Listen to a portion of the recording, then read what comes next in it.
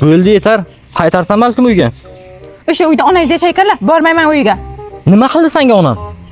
Nima qilmadilar deng, undan ko'ra ko'proq savol bergan bo'lardingiz-da. Kechqurun onangizni quchog'iga kirib yursangiz, kunduz kuni zavtrak obed ujini onangiz bilan qilsangiz, undan tashqari qayerga sayohat bo'ladimi, konsert bo'ladimi, onangizga biletlarni ko'tarib kelsangiz, men nima? Yerdan chiqib qiziqormi? Bir tomonda onam, bir tomonda sen nima qilyapman? Shartim shu, alohida uy olib chiqib ketamiz.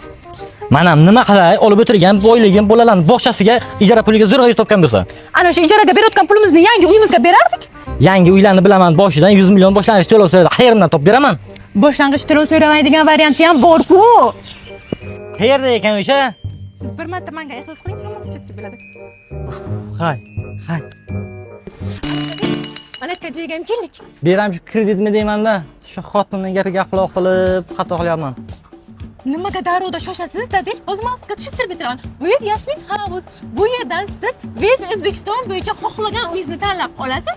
Keyin bularga kam to'lovni qilib borasiz. Ijaraga berayotgan pulimizni pulaga beramiz. Zato uylik bo'lib olamiz.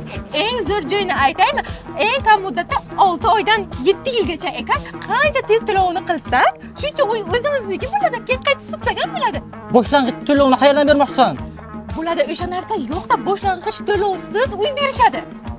Agar gaping rost bo'lsa, bu ishni bugundan qoldirmaslik kerak. Kim imzo qo'yadi? Men imzo qo'yaman.